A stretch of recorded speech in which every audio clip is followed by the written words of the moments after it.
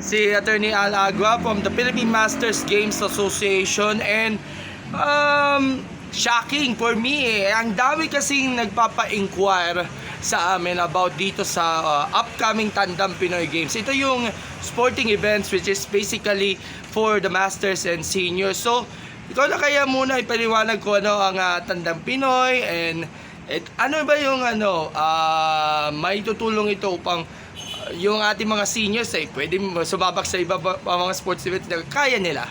Ang paniniwala ko kasi ay sports is for all. At when we say all, regardless of age. So meron tayong Batang Pinoy, meron tayong palarong pambansa, meron tayong National Tertiary Games, meron tayong mga liga, pero walang structured event na multi-sport for seniors, masters, and the elderly, including retired athletes.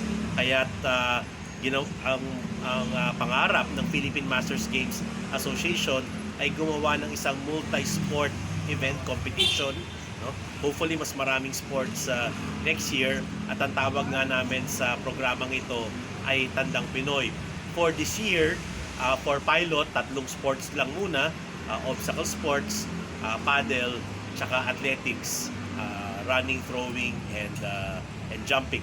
Oo, at marami kasi mga nagtatanong din na yung karate, yung taekwondo, yung basketball, yung chess, sinasama dapat sa Tandang Pinoy. Pero for now, it is actually a pilot run. Testing run po ito para dito sa upcoming mga Batang Pinoy. So, obstacle sports, which is sa Bridgetown, yung paddle sa Manila Paddle Club, at yung athletics, which is yung Philippine Masters International Athletics Championship sa PhilSports, all within this month of November. So, what are the details pa about dito sa Tandang Pinoy, yung sa initial staging po ng ating event?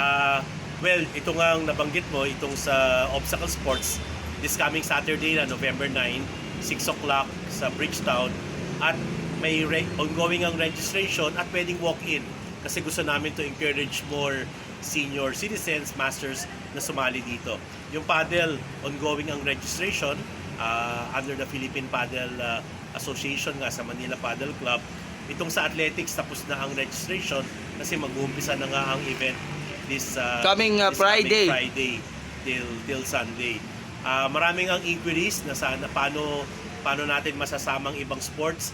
Again, tuloy-tuloy lang, just message me Facebook or Viber, and hopefully next year mas marami tayong sport kasi nagre-ready tayo sa International Masters Games competition sa Taipei next year. Multi-sport ito, I think around 40 sports. So tayo ay naghahanda para sa international event na ito. Pero so far, may mga grupo na nagkumbinsi sa inyo na isama naman yung sport na ito doon sa programa nila? After we launched the logo and announced the 3 events, marami akong mga private messages na nakukuha, inquiring, pwede bang masama ang weightlifting, pwede bang masama ang badminton. Sabi ko, ang pinakamadaling approach dyan would be, if you can organize the event, then we will just support and co-brand. Tutulad nitong sa National Masters Seniors Athletics Association of the Philippines. Co-branding collaboration. It's an ongoing activity na lagi ko namang sinusuportahan, pero for purposes of branding, Philippine Masters Games Association ay ang major sponsor for this event. Ganun din for paddle, ganun din for obstacle sports. Co-branding kasi naniniwala ako sa partnership and collaboration. Pero may mga ilan na naging inquire din sa amin yun sa age bracket. Ang gusto nila mga 35 and up and 30 and up dahil ito na yata yung prepared age para dito sa Masters at Seniors Tournament, attorney. Alam mo, it will all depend on the organizer, and if ever na NSA ba yan or private organization na yan. So kung gusto nila 35 up, walang problema. Kung gusto nila 50 up lang, walang problema. So case to case basis, may ibang sports na 30 or 35, may iba 40 or 50. So depende yan sa organizer, maluwag tayo dyan. Ang layunin naman ng programang ito ay sports para sa lahat. And lastly, ano ba ang expectations natin for the first staging ng Tandang Pinoy Games with only 3 events? And by next year, asahan natin na ito na siguro pag nagiging tryout na rin for the World Masters Games, and maraming mga Pinoy from different parts of the country na mga matatanda ang willing to join itong susunod na edition kung may sasama nila yung sport. Palagay ko like any other initial offering, baka konti pa lang.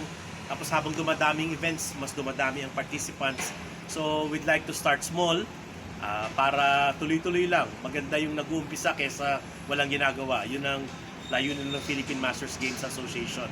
Kaya hopefully mas marami, pero by next year hopefully mas marami nang sasali dahil mas marami ng sports. Okay, attorney, alam ko may press con kayo mamaya, so final message na lang sa ating mga viewers at sa mga nagme-message sa Sports Corner PH na gusto nila sumali sa Tandang Pinoy next year.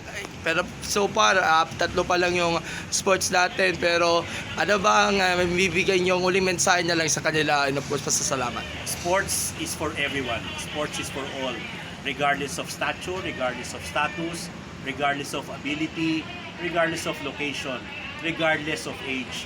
Kaya binuo ang Philippine Masters Games Association para naman magkaroon ng sustainable, meaningful program for seniors, elderly, masters, and retired athletes. Kaya inaanyayahan namin lahat ng mga senior citizens, masters, and elderly to be active dahil ang programang ito ay para sa inyo. Kaya lumahok po kayo sa mga programa at events ng Tandang Pinoy. Okay, so baka si Sir Ed, ang ating kasama, baka prepared na maisali sa Kaya, Tandang Sir Ed, Pinoy. kailangan ka sumali. Oo, pwede pa. Wala bang age bracket na para sa mga 70s o something? Pwede po. Depende po yan sa ating organizer. Hindi naman mahigpit sa mga medical requirement? Hindi po. Pero syempre, kailangan natin ng waiver. Syempre, kailangan when you in any program naman, any sports activity, kailangan you will represent to the organizer that you are fit. Ito lang sa International Masters Games, no? Ang requirement lang ay age. Kasi gusto lang talaga to encourage everyone to participate.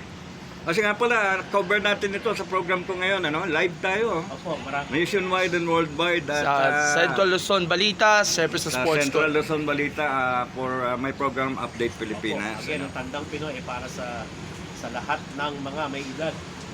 Thank you, sir. Okay, thank you, Salamat po. attorney. God bless Salamat. you. Thank you.